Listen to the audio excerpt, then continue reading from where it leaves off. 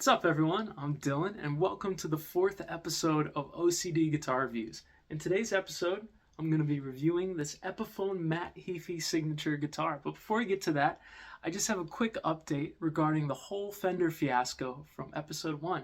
So actually, one of my subscribers reached out to Fender and sent them a link to my video, which prompted Fender to give me a call and offer to rebuild my guitar and give me a little bit of money back.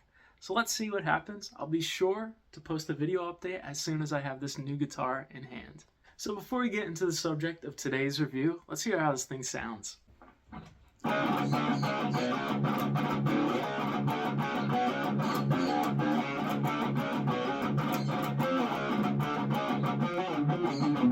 Epiphone, what are you guys doing? Well, I'll tell you what you've done. You've effectively created an EC1000 destroyer. And the craziest part is this. I bet you could get out the door with one of these for under $1,000 if you contact a sales engineer at Sweetwater. Given the features of this guitar, the price is absolutely ridiculous, and we're going to be getting into all of those features today. First off, this guitar is beautiful. There is nothing more elegant than gold hardware on a gloss black guitar.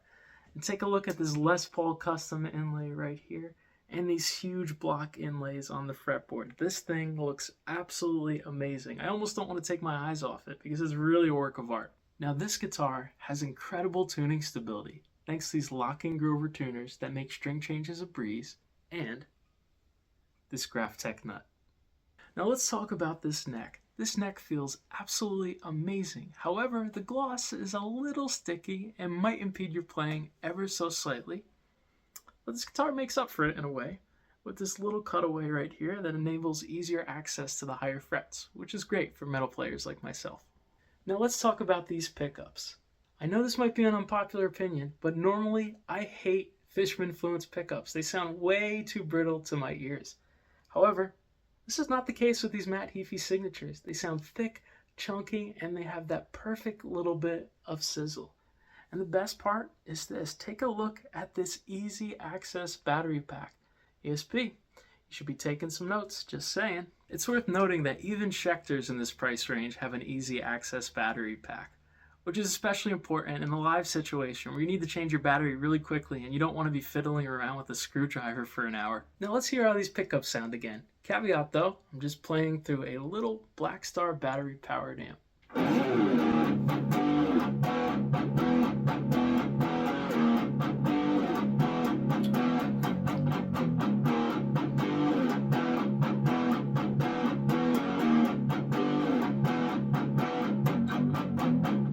One last thing worth noting about this guitar is it has these proprietary Gibson Posi Lock strap buttons right here. I'm not entirely sure what they do. They look really sharp. Perhaps they hold straps on just a little bit better, but you guys can let me know in the comments. Now I just want to give you an overall impression of this guitar. This guitar feels substantial. It's got some weight to it. It plays like a professional guitar. It sounds like a professional guitar. You guys got to go out there and get one of these. You won't regret it. Now before you guys start typing in your credit card information on Sweetwater, I just want to give you a little backstory on this guitar. So I actually got this guitar in exchange for a return of an Epiphone Jerry Cantrell signature guitar that had a host of QC issues. Had this strange mark on the neck right here. It had a ding in the binding right here. Also had some paint overspreading the binding right here. So who knows how reliable the QC is in China, but it might be better than Fender's. Now these cosmetic quality control issues were just the tip of the iceberg when it came to this Jerry Cantrell signature guitar. The fret sprout on this thing had it shredding for all of the wrong reasons, and the fret buzz was driving me absolutely bonkers, hence why I returned it. It's also worth noting that Jerry will probably never play one of these live. However, I know for a fact that Matt Heafy takes these guitars out on the road with Trivium. So when you compare this guitar to an EC1000, it's really a no-brainer. This thing has brand name locking tuners, a Graphtec nut, signature Fishman Fluence pickups, an easy access battery pack, and it comes with a hard shell case, all for about the same price as an EC1000. And in case you didn't know, about half of EC1000s are made in Indonesia nowadays anyway, so perhaps China isn't so bad after all. So if you enjoyed today's episode of OCD Guitar Reviews, please click like, subscribe, or leave a comment down below, and stay tuned for next week's episode. Perhaps it might be another update from Fender. Who knows?